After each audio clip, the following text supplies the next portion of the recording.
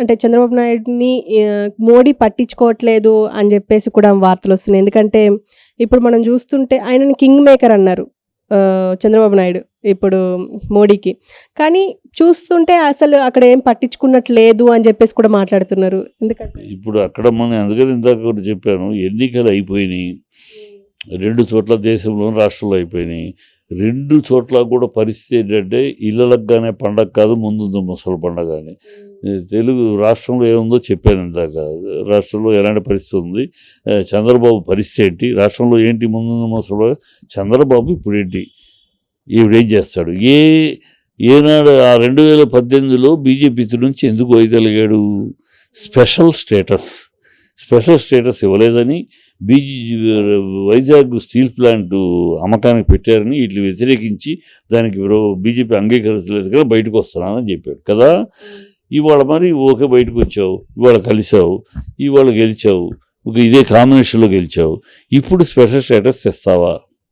Special status కోసమే నిన్నంతా మాట్లాడాం, మొన్నంతా మాట్లాడి 10 సంవత్సరాలుగా ఆంధ్ర రాష్ట్రానికి స్పెషల్ స్టేటస్ బీజేపీ మోసం చేసిందనేగా మాట్లాడాం.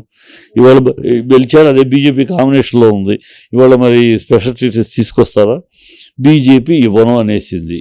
బీజేపీ ఇది ముగిసిపోయిన అధ్యాయం చెప్పేసింది.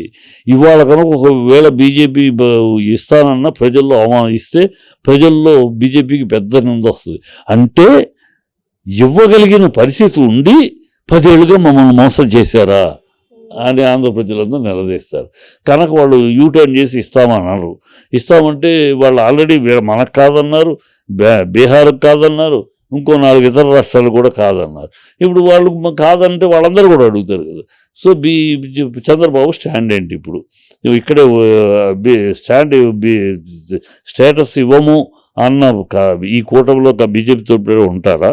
లేకపోతే మేము ఇస్తాము, మా దగ్గరికి రండి అని కాంగ్రెస్ పిలుస్తాను, మేము ఇస్తాము, స్పెషల్ స్టేటస్ ఇస్తాము అని వాళ్ళు చెప్పడం కాదు, ఎన్నికలప్పుడు కూడా చెప్పారు. సో మేము ఇస్తాము, ఇటు వచ్చేయమంటున్నారు. వచ్చి అలాగే బీహార్ను కూడా మేము ఇస్తాము, ఉప ప్రధాని ఇస్తాము, నితీష్కి రమ్మంటున్నారు, వెళ్ళిపోతారు. ఇప్పుడు పదవుల కోసం స్పెషల్ స్టేటస్ని వదులుకుని ఈ కూటమిలోనే ఉంటాడా చంద్రబాబు?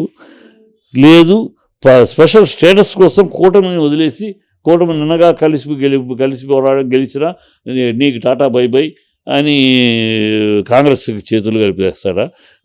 మళ్ళీ ద్రోహి అనిపించుకుంటాడా? ఇవన్నీ చంద్రబాబు ముందున్న ప్రశ్నలు. చంద్రబాబు ప్రజలు నిలదీస్తారు.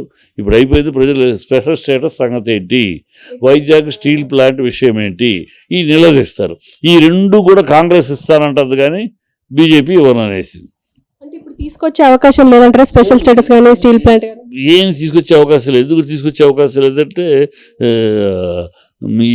వీళ్ళు పార్లమెంట్లో చెప్పారబ్బా, ఎక్కడో చెప్పడం కాదు, పార్లమెంట్లో బీజేపీ చెప్పింది ఇది ముగిసిపోయిన అధ్యాయం.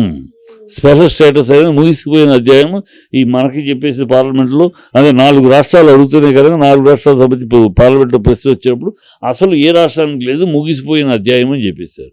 ఇక వాళ్ళు మళ్ళీ రివైవ్ చేస్తే చాలా పరుగు పోతుంది, అల్లరైపోతారు, వీళ్ళన్నీ దొంగ నాటకాలనే అయిపోద్ది, మోడీకి మర్యాద కూడా పోద్ది. లేదు, తేవాలంటే కాంగ్రెస్ తోటి చేతులు కలపాలి. కాంగ్రెస్ ఇస్తానంటుంది. కాంగ్రెస్ కానీ ఇప్పుడు వీళ్ళకి బీజేపీ ఇక వీళ్ళు 30 మంది, బీజేపీ 240లో ఆగింది, మ్యాజిక్ ఫిగర్ 272. ఈ నితీష్ కుమార్ను చంద్రబాబు కలిస్తే వాళ్ళు పొజిషన్లో ఉన్నారు. ఇప్పుడు వీళ్ళిద్దరూ వచ్చేసారంటే అది పడిపోద్ది, మెజారిటీ నుంచి పడిపోద్ది. వీళ్ళు కాంగ్రెస్కి వెళ్తే 233 ప్లస్ వీళ్ళు 30, 263, ఇంకా ఒక 9 కావాలి. అది బయట పార్టీలు సిద్ధంగా ఉన్నాయి. అవసరమైతే జగన్ కూడా బయట నుండి సపోర్ట్ చేస్తాననొచ్చు, ఎందుకంటే బీజేపీ మనతో కోపంతో ఓడిచ్చారు. అతను 4 కూడా అటు వెళ్ళొచ్చు. సో ఆ 9 వాళ్ళు కవర్ చేసుకుని ఈ ప్రభుత్వం కూలిపోద్ది. సో ఆ స్టేటస్ ఇప్పుడు అక్కడ పరిస్థితిలో ఉంది. అది ఆషామాషిగా లేదు, తేడా. వాడు కోరుకున్నట్టు 370, 400 సీట్లు వస్తే ఓకే, రాలా. గత 2 సార్లు మెజార్టీ వచ్చింది కానీ ఈసారి రాలా, 240లో ఆగిపోయింది. ఆగిపోవటంలో ఇప్పుడు ఉంది. బీజేపీని దింపుతాడా చంద్రబాబు? లేదు రాష్ట్రం స్పెషల్ స్టేటస్ ఊరినే నేను ఆ రోజు ఎన్నికల కోసం మాట్లాడిన డ్రామా మాటలు తప్పితే స్పెషల్ స్టేటస్ లేదు, గడి గుడ్డు లేదు, ప్యాకేజీ గొప్పది అని మళ్ళీ మొదలెడతారా కాదా చూడాలి. ఇవన్నీ కూడా ముందు ముసలి పండగ మనం రాబోయే కాలంలో ఈ 3 నాళ్ళ ముచ్చట అన్ని హనీమూన్ అయిపోయినాక ఈ అన్ని పదవులు గిదవులు వాళ్ళకి ఇచ్చి హనీమూన్ గొడవ హనీమూన్ మ్యాటర్ అయిపోయినాక ఆగస్టు సంక్షోభం ఆంధ్రాకి ఉంది. ఆగస్టు లోపు ఇవన్నీ ఇక్కడ తెలంగాణలో ముఖ్యమంత్రి మార్పు, ఇక్కడ ఆంధ్రాలో ఈ స్పెషల్ స్టేటస్ మ్యాటరు ఇవన్నీ వస్తాయి. అండ్ మనం ఇప్పటివరకు చూస్తూనే ఉన్నాం, పిఠాపురంలో పవన్ కళ్యాణ్ గెలిచారు అని అంటే అది పిఠాపురం వర్మ వల్లనే అయ్యింది అని చెప్పి చాలామంది విశ్లేషకులు మాట్లాడినారు, అందరం మాట్లాడుకున్న విషయమే.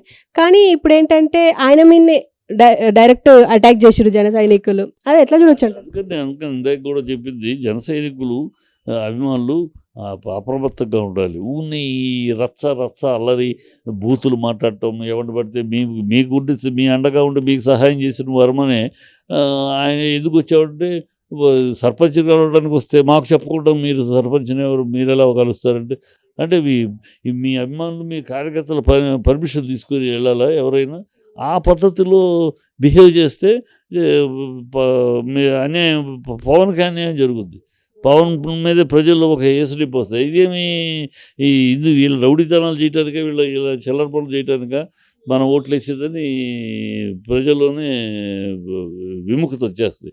వాళ్ళు ఆలోచించాల్సిన విషయాలు ఈ కాదు. మనకు సపోర్ట్ చేసిన వాళ్ళే కొట్టడం, మేము చించేస్తాం పొడి చేస్తాం, మేము ఎర్రవెగుతామంటే దానికి సమాధానం ప్రజలు చెప్తారు రాబోయే కాలంలో. అలా కాదు, అనవసరంగా పవన్ని మీ రౌడీతనాలతోటి మీ బూతులు మాట్లాడుతోటి ఇవాళ బూతులు మాట్లాడిన మంత్రులందరినీ ఓడించారు ప్రజలు. సో మీరు ఆ మంత్రులందరికీ పైన మీరు కొత్తగా మీరు లేచి మీరు బూతులు మాట్లాడటం మీరు అరాచకాలు చేయడం మొదలెడితే పవన్కి అదే పరిస్థితి వస్తుంది. కనుక అప్రమత్తంగా ఉండి చంద్రబాబు వ్యూహం ఏంటి, దానికి ప్రతివ్యూహంగా మనం ఎలా నిలబడాలి, పవన్ పెరుగుదలకి మనం ఎలా అండగానే ఉండాలి. పవన్ పెరుగుదలకి ఇలా కాదు అండగా ఉండాల్సింది, ఇలా అల్లరి గిల్లరి చేస్తే అండ కాదు, అది అడ్డు అవుద్ది. అదో ఆయన పరిస్థితి ఏంటి, రేపు ఏమిటి, ఒక్కొక్క అడుగు చంద్రబాబు ఒక్కొక్క అడుగు కూడా అలా లోకేష్ అలా అలా చిన్న పుష్ పవన్ కళ్యాణ్ అలా కిందకు లాగటం, ఇదే చేస్తాడు. అలా పవన్ ఇక్కడికి, లోకేష్ అక్కడికి, అదే ఆయన చేయబోయే వ్యూహం. తప్పదు, కొడుకు తండ్రిగా మరి చెయ్యి తప్పదు, లేకపోతే ఇంట్లో ఊరుకోరు కదా. ఇంట్లో మనోడితో ఆడుకోవాలన్నా కూడా కుదరదు, విభేదాలు వచ్చేస్తాయి తెలుగు. కనుక అది దాని మీద అప్రమత్తంగా ఉండాలి. ఈ చిల్లర వేషాలు వర్మ మీకు కష్టపడ్డాడు, తన త్యాగం చేశాడు, మీ అంటున్నాడు. నిన్నటిదాకా కూడా ఆ వర్మని మీరెవరు రావడానికి, మా పర్మిషన్ లేకుండా మీరెవరు అడగడానికి, మీ పర్మిషన్ ఏంటి?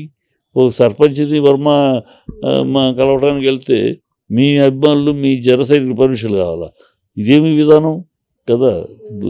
ప్రజలు తిరస్కరిస్తారు, ఆపాస్పాలు అవుతారు. అది. అండ్ పూనం కౌర్ నటి ఆవిడ ఒక ట్వీట్ చేశారు, Jaganmohan Reddy and me family కలిసి ఉంటే బాగుంటుంది, లేకపోతే ఇలాంటి పరిస్థితులు ఎదురవుతాయి అని చెప్పేసి. కానీ అది అవకాశం ఉందా అంటారా? అంటే షర్మిలమ్మ, సునీత, ఇటు జగన్, ఇప్పుడు పూనం కౌరు వీళ్ళు ఇప్పుడంతా సలహాలు చెప్పడానికి, ఉచిత సలహా ఇవ్వడానికి చాలామంది ఉంటారు. ఉచిత చెప్పడానికి జరిగింది. ఇక అందరూ కలిసి ఒక వ్యూహం ప్రకారం, చంద్రబాబు ఒక వ్యూహ ప్రకారం 4 ఛానళ్ళు, 2 పత్రికలు, 4 పార్టీ ప్రెసిడెంట్లు, ఆఖరికి చెల్లెళ్ళు, కుటుంబంలో చెల్లెళ్ళు, ఆఖరికి తల్లి ద్వారా కూడా ఒక ఉత్తర్వు తెప్పించి మొత్తం వ్యూహం పన్నాడు ఆయన. ఆ వ్యూహంలో చిక్కుపోయాడు. కర్ణుడి చావుకు అనేక కారణాలు అన్నట్టు, అలాగే జగన్ ఓటమికి అనేక కారణాలు. అప్పుడు మరి సలహా ఇవ్వలేదు. ఓడినాక ప్రతి ఒళ్ళు ఏదో సానుభూతి చూపించినట్టు ఏదో ఒక సలహా పారేంటి తప్పితే ఏవి జరుగుతాయి. పవనే జగనేమి ఓడిపోవటంతో మసకబారిపోడు, మళ్ళీ లెగుస్తాడు, వస్తాడు. అతను ఎందుకంటే ఫైటర్ అని ప్రూవ్ చేసుకున్నాడమ్మా. అతను సోనియా గాంధీని ఎదిరించి నిలబడి శూన్యం నుంచి వచ్చాడు. జైల్లో 16 నెలలు ఉండి ఆ శూన్యం నుంచి వచ్చాడు, మళ్ళీ కింద పడ్డాడు, మళ్ళీ లెగుస్తాడు. దానికి ఏదో పెద్ద అయిపోయినట్టు సానుభూతి చూపిస్తున్నట్టు అతను ఏదో పతనం అయిపోయినట్టు ఇవన్నీ ఆల్ దిస్ థింగ్స్ వీళ్ళందరూ ఏమయ్యారు మరి అతను గొడవలు జరుగుతున్నప్పుడు ఏమయ్యారు ఇప్పుడు మాట్లాడేందుకు ఇవన్నీ ఉన్నాయి ఏదో అవకాశం కొద్ది కనుక ఇది ఎలా ఉంటుందంటే అవకాశం ఉంది దెబ్బతిన్నాడు కనుక ఏదో దెబ్బకి జాలి తెలుస్తున్నట్టు